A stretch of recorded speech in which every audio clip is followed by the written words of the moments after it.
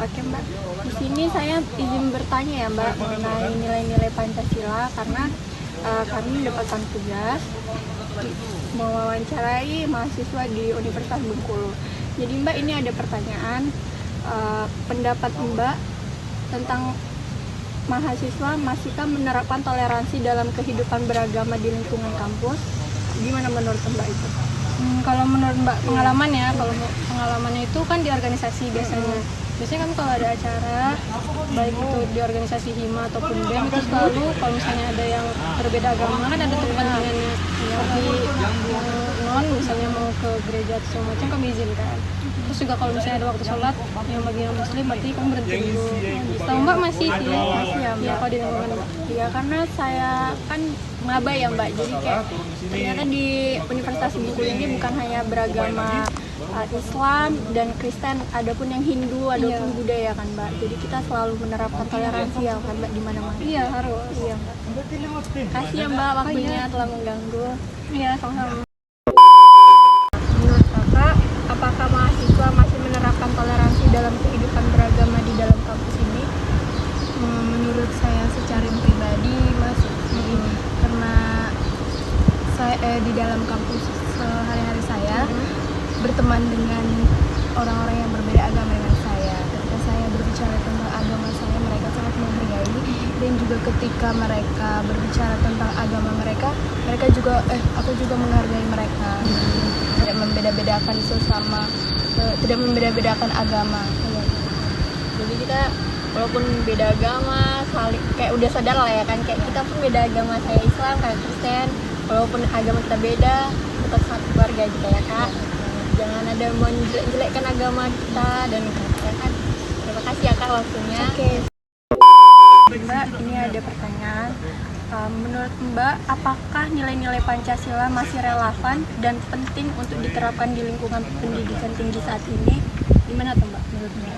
Menurut saya itu penting ya, karena itu mengajarkan seperti kayak toleransi, kemudian gotong royong dan juga keadilan sosial.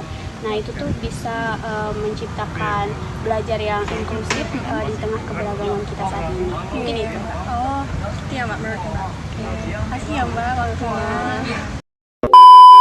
Menurut Mbak, bagaimana pendapat Mbak tentang keadilan sosial di lingkungan kampus? Apakah hak dan kewajiban di lingkungan kampus Mbak sudah dijalankan dengan adil? Di dalam kampus pendapat mahasiswa sering terabaikan. Kewajiban mahasiswa tidak mendapatkan keadilan. Contohnya saja, di bulan lalu saya dijanjikan pengembalian UKT, tetapi pada bulan November ini baru dikembalikan. Jadi belum merata, Mbak. Belum ada keadilan. Oh gitu ya Mbak, itu masalahnya cukup besar itu ya Mbak, tentang pengembalian UKT dijanjikan dari bulan yang lalu. Itu bulan apa Mbak? Bulan Agustus. Oh dari bulan Agustus dan baru dikembalikan November ini. Cukup lama ya Mbak itu. Wah gimana ini? Di sini ada poin pertanyaan untuk Mbak. Menurut Mbak, apakah Mbak merasa persatuan di Indonesia ini, khususnya di kalangan mahasiswa, masih terjaga dengan baik? Apa yang menjadi tantangan terbesar menurut Mbak ini apa? Menurut saya persatuan di Indonesia terutama di kalangan mahasiswa sudah terjaga dengan baik. Tetapi ada beberapa tantangan seperti fragmentasi organisasi mahasiswa, di mana banyak organisasi-organisasi yang memiliki agenda yang beragam sehingga menciptakan timbulnya fragmentasi, di mana mereka organisasi-organisasi tersebut terlalu fokus terhadap tujuan dan kepentingan organisasi mereka sendiri, sehingga menyulitkan untuk terciptanya persatuan, kesepahaman ataupun kerjasama. Oh gitu. Kalau boleh tahu, Mbak ikut organisasi apa ini? Wah, kebetulan saya belum ikut organisasi karena saya masih maba. Oh, Mbak ya Mbak, Iya. sama dong. Ya udah, makasih ya Mbak waktunya. Sama-sama. Bagaimana Mbak menilai proses pengambilan keputusan di dalam organisasi yang Mbak ikuti atau organisasi kampus? Kira-kira di dalam organisasi itu apakah sudah melibatkan musyawarah dan demokrasi, Mbak? Baik, untuk pertanyaan itu ya, kalau untuk pengambilan keputusan itu sudah melalui demokrasi musyawarah. Yang pertama itu ya musyawarah kerja kan, seperti ketika awal kita itu ada musyawarah kerja, yaitu untuk memfikskan proker-proker yang akan kita jalani. Ketika akhir nanti itu ada musyawarah untuk laporan pertanggungjawaban ketika kita berorganisasi, apa aja yang telah kita lakukan kayak gitu. Kalau misalnya dalam di DPM sendiri itu ada sidang pleno, namanya itu pengambilan musyawarahnya, pengambilan keputusannya di situ. Oh iya, makasih ya Mbak atas jawabannya. Ternyata di dalam kampus kita organisasi sudah menerapkan yang namanya musyawarah dan demokrasi seperti itu Mbak. Oke, makasih atas waktunya ya Mbak. Mbak, menurut Mbak nih, bagaimana pendapat Mbak tentang menilai proses pengambilan keputusan di organisasi kampus?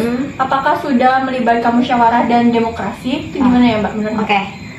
Jadi menurut penilaian saya dalam sebuah organisasi di kampus itu sangat melibatkan musyawarah dan mengedepankan prinsip demokrasi. Karena apa? Karena di dalam kampus itu mereka pemimpinnya sangat mendengarkan anggotanya. Jadi saran dari anggota dia itu karena kan dalam sebuah organisasi itu kan mencapai tujuan bersama. Jadi seorang pemimpinnya itu harus mendengarkan anggotanya yang ngasih saran dan lain sebagainya. Jadi saya menilai organisasi di kampus itu sangat melibatkan musyawarah yang baik dan mengedepankan prinsip demokrasi. Seperti itu. Oke, baik Mbak, terima kasih ya Mbak jawabannya.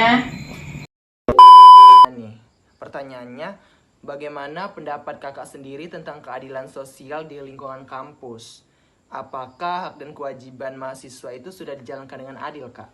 Menurut saya, keadilan sosial di kampus mungkin masih perlu ditingkatkan. Tidak semua mahasiswa mendapatkan akses yang merata terhadap fasilitas dan kesempatan. Sehingga hak dan kewajiban itu belum sepenuhnya dijalankan secara adil. Oh gitu ya Kak. Baik Kak, terima kasih atas jawabannya. Ini ya Mbak atas waktunya. Saya di sini ada tugas Pancasila. Jadi saya di sini mau wawancara sama Mbak. Dan pertanyaannya itu seperti ini Mbak, tentang temanya tentang sosial. Pertanyaannya gini Mbak. Menurut Mbak, apakah mahasiswa itu masih menerapkan toleransi dalam kehidupan beragama di lingkungan kampus? Baik, menurut saya masih, karena toleransi di kampus saya itu masih bervariasi. Mahasiswa perlu menerapkan toleransi dan saling menghormati dalam konteks keberagaman. Oke, baik. Ternyata di kampus Mbak masih menjalankan toleransi seperti di antar umat beragama ya Mbak? Masih, alhamdulillah kami masih menjalankan terus toleransi tanpa membeda-bedakan status sosial, ekonomi, budaya, dan sebagainya. Ya, baik. Terima kasih ya Mbak atas waktunya. Ya, sama-sama. Di sini saya izin mewawancarai Abang karena kami ada tugas Pancasila, tentang Pancasila, temanya sosial. Nih ada pertanyaan. Menurut Abang sendiri itu, apakah nilai-nilai Pancasila itu masih relevan dan penting untuk diterapkan di lingkungan pendidikan tinggi saat ini? Jadi menurut aku Pancasila itu masih penting diterapkan dalam kehidupan mahasiswa ini karena untuk menanamkan nilai-nilai moral kepada mahasiswa yang pertama. Yang kedua untuk memperkokoh persatuan di mahasiswa ini dan juga menanamkan nilai-nilai akademik untuk keberlangsungan hidup mahasiswa dan terakhir untuk memberi pemahaman kepada masyarakat. Itu aja menurut aku.